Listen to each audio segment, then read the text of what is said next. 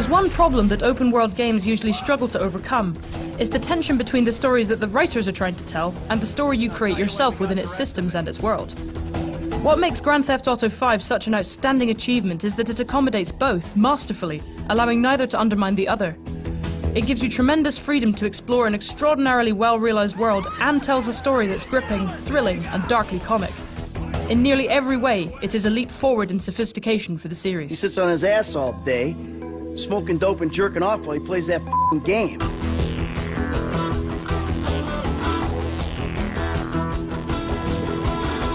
GTA V is also an intelligent and sharp-tongued contemporary satire, taking aim at post-economic crisis America and relentlessly ripping into its materialism, superficiality, corruption and hypocrisy. They're shooting porno here. They shoot porno all over town. Mom rented our house to them last summer.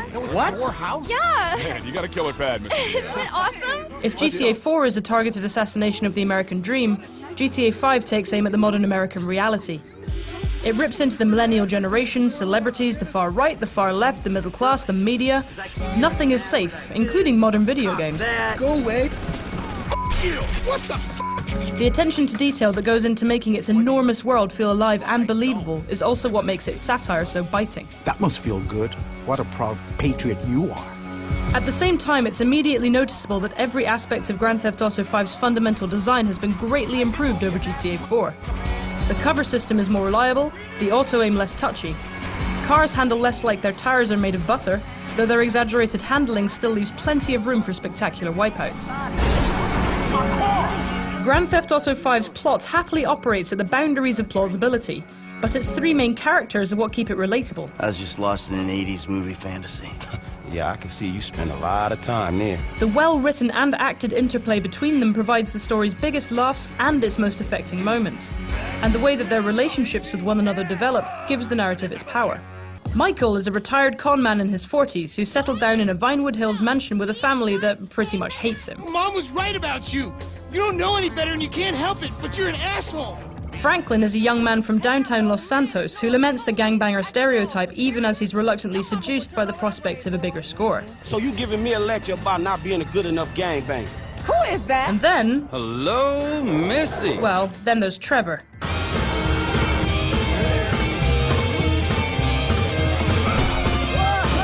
I want you to leave now! Look, this is all I've got, all right? I had a tough upbringing. My daddy was not nice to me. Oh, hey there, Trevor. Trevor feels like a bit of a get-out-of-jail-free card for Rockstar, providing an outlet for all the preposterous antics and murderous behaviour.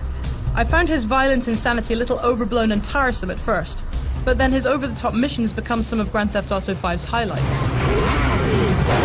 Importantly, switching between the characters is a brilliant way of accommodating both serious storytelling and wanton mayhem. That alleviates some of the narrative inconsistency that troubled Grand Theft Auto 4. It's effective. Even off mission, I found myself acting like a midlife crisis guy with anger issues as Michael, a thrill-seeker as Franklin, and a maniac as Trevor. Each also has a special ability, like Franklin's slow-motion driving, which gives them a unique touch. If Grand Theft Auto 4's Liberty City felt like a living city, San Andreas feels like a living world, and it contains a bewildering multiplicity of things to do. The missions are an able guide to both San Andreas' locations and its activities, touring you around the map and whetting your appetite for independent exploration. It pushes the Xbox 360 and PlayStation 3 further than it has any right to, and it looks incredible. The biggest jump in quality since Grand Theft Auto 4 is the character animation, but the world is also much more detailed and populous. San Andreas' extraordinary sense of place is heightened by the fact that so much of it isn't on the map. There's such a lot going on that it's easy to find things organically, without the need to spend your life following a mission marker. I once stole a passenger jet from the airport for the hell of it, then parachuted onto the top of the tallest building in Los Santos. I bought an expensive mountain bike and cycled around in the hills enjoying the view. The music selection is also typically excellent, leading to many of those serendipitous moments where you're driving along and the perfect song comes on the radio. These little moments can be captured on your phone camera, which, brilliantly, can also take selfies. The price we pay for all of this is occasional frame rate dips and texture pop-in, which I found became more prominent the longer I played, but never significantly detracted from my experience. For such a gigantic and flexible world, it's also remarkably bug-free. I encountered just 3 minor ones in the 35 hours I spent on my first playthrough. The story that Grand Theft Auto V tells through its missions takes full advantage of all this variety beyond the simple joys of driving and shooting. The days of drive here, find this guy, shoot this guy are behind us. You never know what you're going to end up doing. Even missions that would otherwise be formulaic are imbued with novelty and excitement by the potential to play them from 3 different viewpoints. In this shootout, Trevor's firing RPGs from a rooftop as Michael and Franklin flank the enemy on the ground. And at long last, Rockstar has finally slain one of GTA's most persistent demons, mission checkpointing, ensuring that you'll never have to do a long, tedious drive 6 times if you repeatedly fail a mission ever again. It's the heists, multi-stage, huge-scale events that serve as the story's climactic peaks that show Grand Theft Auto V at its most ambitious and accomplished. Usually each offers a choice between a more involved, stealthier approach and a guns-blazing option that will be less tense but more explosively chaotic. All of GTA V's missions are replayable at any time, letting you relive favourite moments or try out another approach.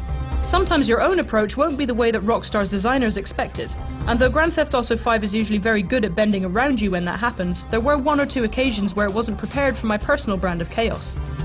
Most of the time the scripting is good enough to be invisible, but when it's not you really notice it, if only because it's otherwise so seamless.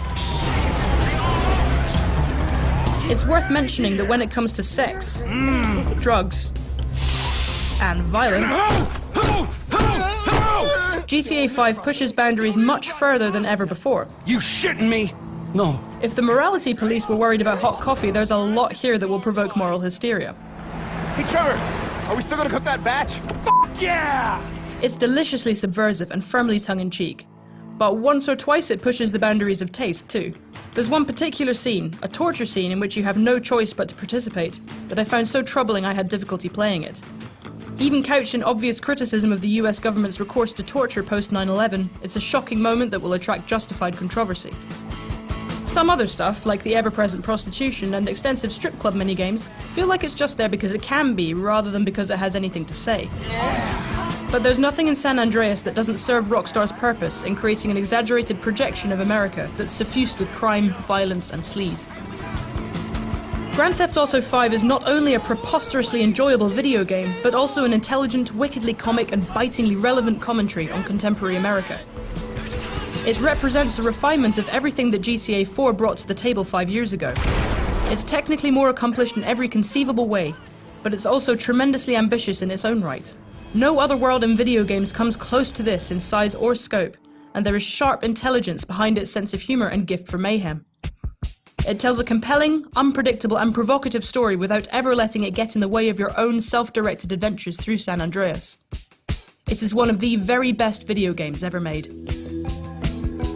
For more on Grand Theft Auto V, including the upcoming Grand Theft Auto Online multiplayer mode, stick with us on IGN.